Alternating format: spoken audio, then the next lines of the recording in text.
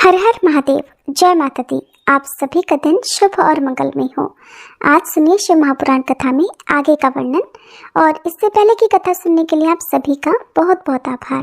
सूत जी कहते हैं, हे मुनीश्वरों, उस समय उत्तम व्रत का पालन करने वाले उन महाभाग महर्षियों ने उस देश में महादेव जी की आराधना करते हुए एक महान यज्ञ का आयोजन किया।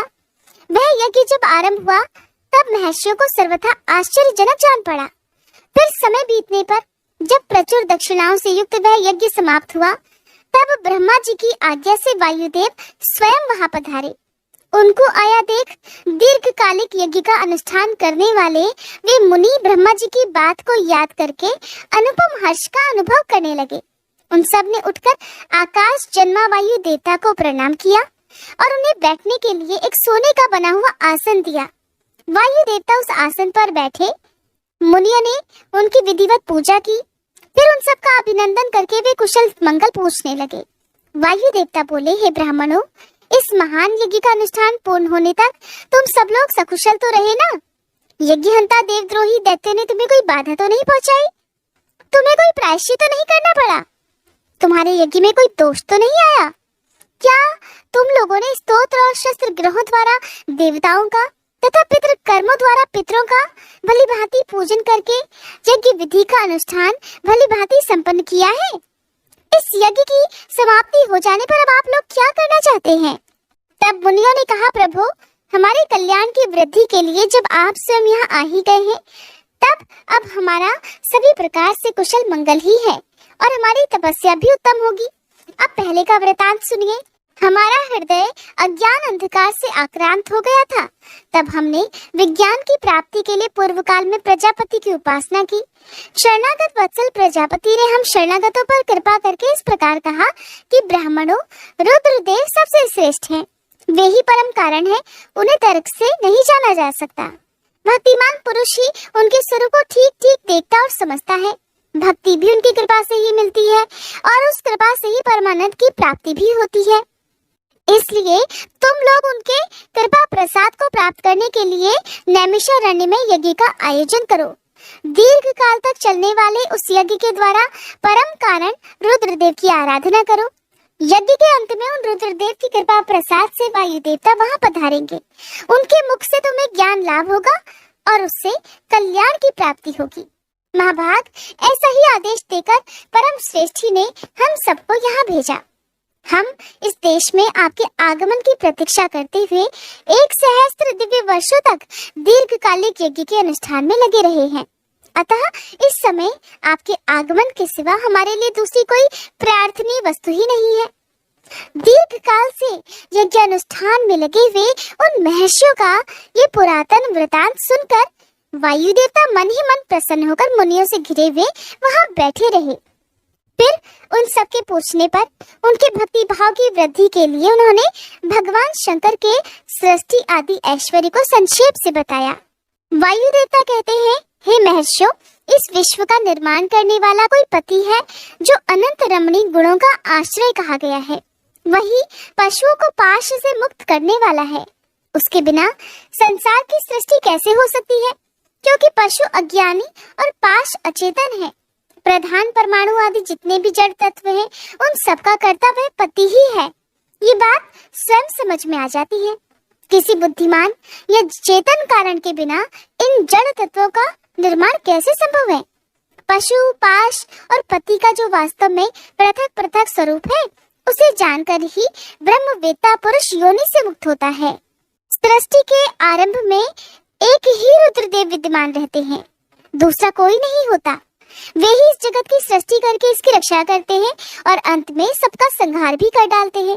उनके सब ओर नेत्र हैं, सब ओर मुख हैं, सब ओर भुजाएं हैं और सभी ओर चरण हैं। ये ही सबसे पहले देवताओं में ब्रह्मा जी को उत्पन्न करते हैं। श्रुति कहती है कि रुद्रदेव सबसे श्रेष्ठ महान ऋषि हैं।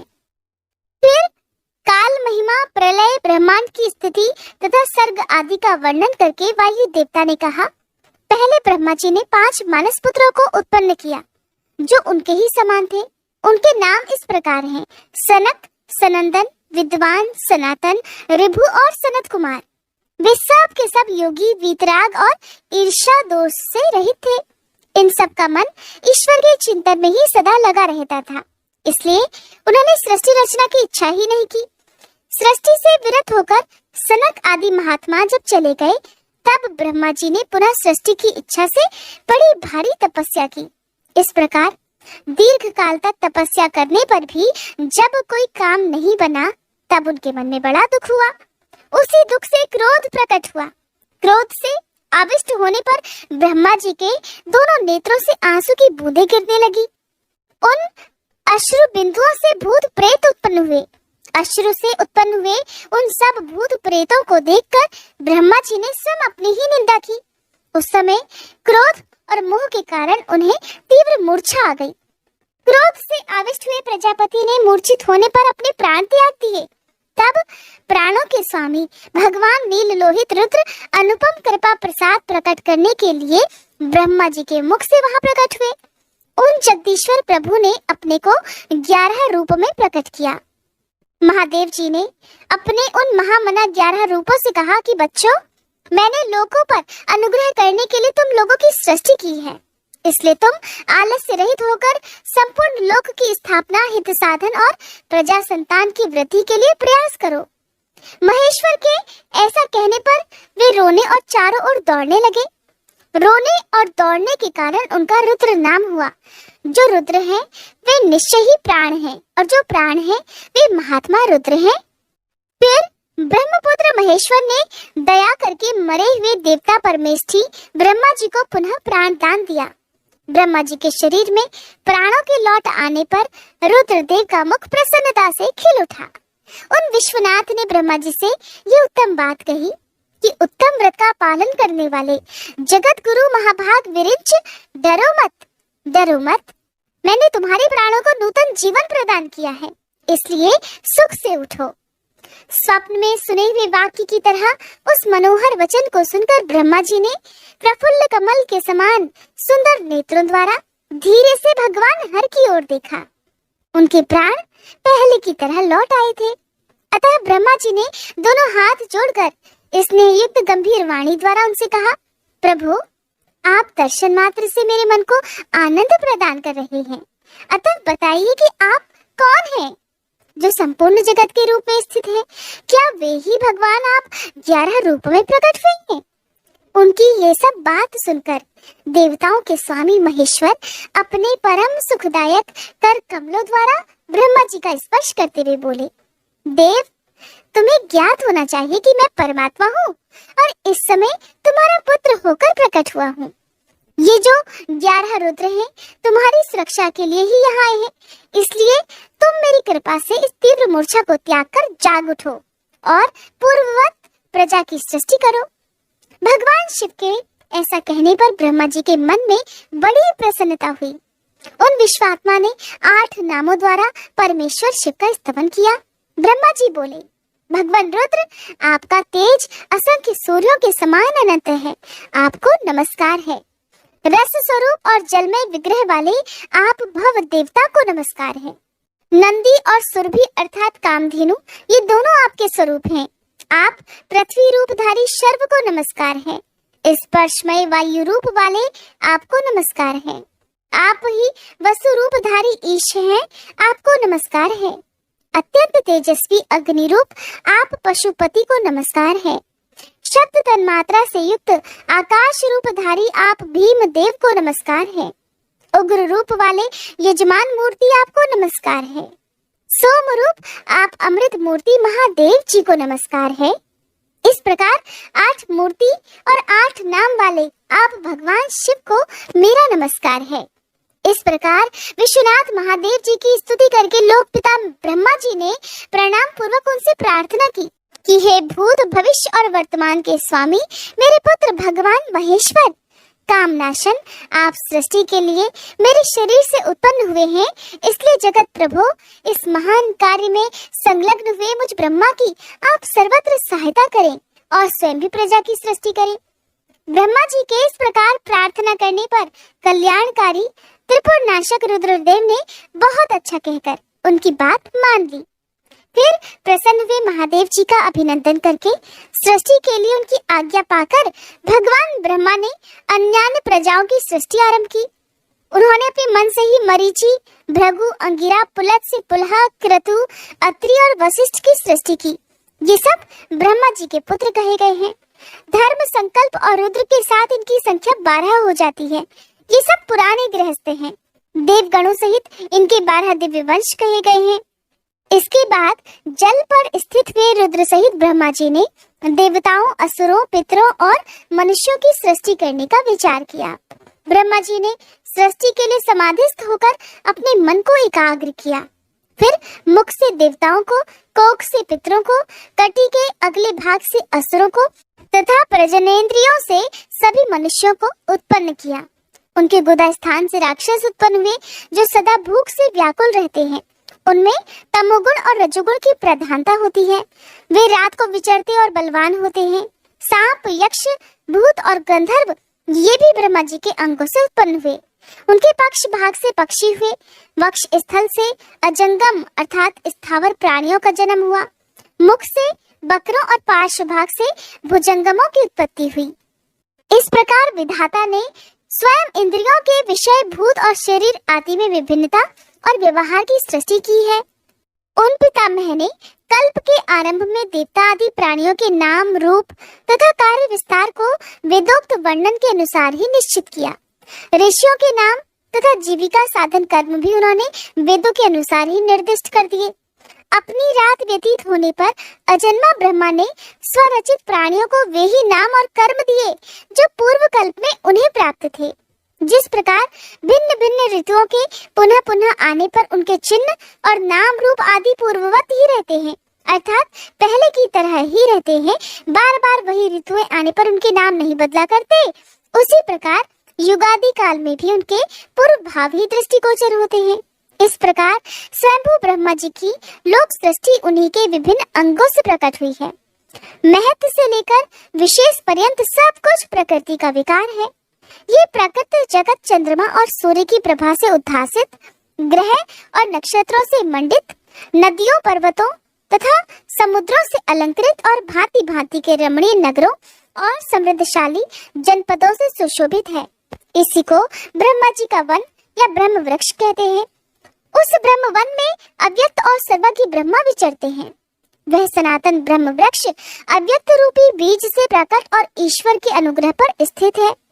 बुद्धि इसका तना और बड़ी बड़ी डालियां हैं। इंद्रियां भीतर के खोखले हैं।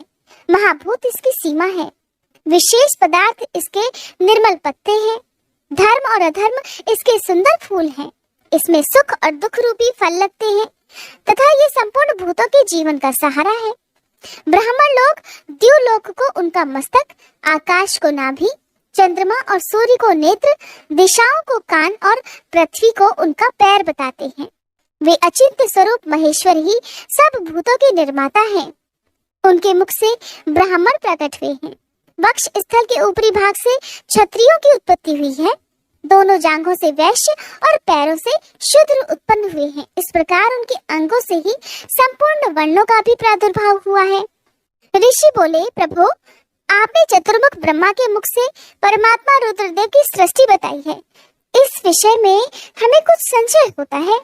जो प्रलय काल में कुपित होकर ब्रह्मा, विष्णु और अग्नि सहित समस्त लोक का संहार कर डालते हैं, जिन्हें ब्रह्मा और विष्णु भय से प्रणाम करते हैं, जिन लोक संहारकारी महेश्वर के वश में वे दोनों सदा ही रहते हैं, जिन महादेव जी ने पूर्व काल में ब्रह्मा और विष्णु को अपने शरीर से प्रकट किया था, जो प्रभु सदा ही उन दोनों के योग क्षेम का निर्वाह करने वाले हैं, वे आदिदेव पुरातन पुरुष भगवान रुद्र अव्यक्त जन्मा ब्रह्मा के पुत्र कैसे हो गए?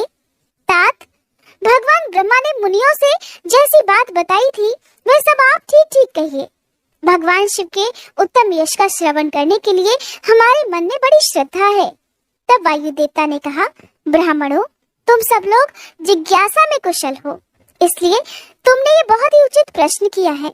मैंने भी पूर्व काल में पितामह ब्रह्मा जी के समक्ष यही प्रश्न रखा था। उसके उत्तर में पितामह ने मुझसे जो कुछ भी कहा था वही मैं तुम्हें बताऊंगा।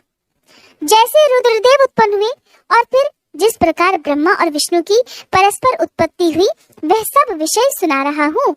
ब्रह्मा, विष्णु और रुद्र तीनों ही कारणात्मा हैं। वे क्रमशः चराचर जगत की सृष्टि, पालन और संहार के हेतु हैं। उनमें परम ऐश्वर्य विद्यमान है। वे परमेश्वर से भावित और उनकी शक्ति से अधिष्ठित होकर सदा उनके कार्य करने में समर्थ होते हैं। पूर्व काल में पिता महेश्वर ने ही उन तीनों को 3 कर्मों में नियुक्त किया था। ब्रह्मा जी की सृष्टि कार्य में, विष्णु की रक्षा कार्य में तथा रुद्र की संहार कार्य में नियुक्त हुई थी। कल्पांतर में परमेश्वर शिव के प्रसाद से रुद्र देव ने ब्रह्मा और नारायण की सृष्टि की थी। इसी तरह दूसरे कल्प में जगन्मय ब्रह्मा ने रुद्र तथा विष्णु को उत्पन्न किया था। फिर कल्पांतर में भगवान विष्णु ने भी रुद्र तथा ब्रह्मा की सृष्टि की थी। इस तरह पुनः ब्रह्मा ने नारायण की और रुद्रदेव ने ब्रह्मा की सृष्टि की। इस प्रकार विभिन्न कल्पों में ब्रह्मा, विष्णु और महेश्वर परस्पर उत्पन्न होते और एक दूसरे का हित चाहते हैं। उन कल्पों को लेकर महर्षिगण उनके प्रभाव का वर्णन किया करते हैं। प्रत्येक कल्प में भगवान रुद्र के आविर्भाव का अर्थात प्राकट्य का जो कारण है, अब उसे बता रहा हूँ। उन्हीं के प्रादुर्भाव से ब्रह्मा जी की सृष्टि का प्रवाह अविच्छिन्न रूप से चलता रहता है, अर्थात बिना किसी बाधा, बिना किसी विघ्न के चलता रहता है। ब्रह्मांड से उत्पन्न होने वाले ब्रह्मा प्रत्येक कल्प में प्रजा की सृष्टि करके प्राणियों की वृद्धि न होने से जब अत्यंत दुखी होकर मूर्छित हो जाते हैं, तब उनके दुख की शांति और प्रजा वर्ग की वृद्धि के लिए उन कल्पों में रुद्र गणों के स्वामी काल स्वरूप नील लोहित महेश्वर रुद्र अपनी कारणभूत परमेश्वर की आज्ञा से ब्रह्मा जी के पुत्र होकर उन पर अनुग्रह करते हैं। वे ही तेजो राशि, अनामय, अनादि, अनंत, धाता, भूत संहारक और सर्वव्यापी भगवान ईश परम ऐश्वर्य से संयुक्त परमेश्वर से भावित और सदा उन्हीं की शक्ति से अधिष्ठित होकर उन्हीं के चिन्ह धारण करते हैं। उन्हीं के नाम से प्रसिद्ध होकर उन्हीं के समान रूप धारण कर उनके कार्य करने में समर्थ होते हैं। इनका सारा व्यवहार उन्हीं परमेश्वर के समान होता है। ये उनकी आज्ञा के पालक हैं। सहस्त्रों सूर्यों के समान उनका तेज है। वे अर्धचंद्र को आभूषण के रूप में धारण करते हैं। उनके हार, बाजूबंद और कड़े सर्पमय हैं, अर्थात सांपों के ही बने हैं। वे मूंज की मेखला धारण करते हैं। जलंधर, विरिंच और इंद्र उनकी सेवा में खड़े रहते हैं तथा हाथ में कपाल खंड उनकी शोभा बढ़ाता है। गंगा जी की ऊंची तरंगों से उनके पिंगल वर्ण वाले केश और मुख भीगे रहते हैं। उनके कमनी कैलाश पर्वत के विभिन्न प्रांत टूटी हुई दाढ़ वाले सिंह आदि वन्य पशुओं से आक्रांत हैं। उनके बाएं कान के पास गोलाकार कुंडल झिलमिलाता रहता है। वे महान वृषभ पर सवारी करते हैं। उनकी वाणी महान मेघ की गर्जना के समान गंभीर है। कांति प्रचंड अग्नि के समान उद्दीप्त है और बल पराक्रम भी महान है। इस प्रकार ब्रह्मपुत्र महेश्वर का विशाल रूप बड़ा भयानक है। वे ब्रह्मा जी को विज्ञान देकर सृष्टि कार्य में उनकी सहायता भी करते हैं। अतः रुद्र के कृपा प्रसाद से प्रत्येक कल्प में प्रजापति की प्रजा सृष्टि प्रवाह रूप से नित्य बनी रहती है। एक समय ब्रह्मा जी ने नीललोहित भगवान रुद्र से सृष्टि करने की प्रार्थना की। तब भगवान रुद्र ने मानसिक संकल्प के द्वारा बहुत से पुरुषों की सृष्टि की। वे सब के सब उनके अपने ही समान थे। सब ने जटाजूट धारण कर रखे थे। सभी निर्भय, नीलकंठ और त्रिनेत्र थे। जरा और मृत्यु उनके पास नहीं पहुंचने पाती थी। चमकीले शूल उनके श्रेष्ठ आयुध थे।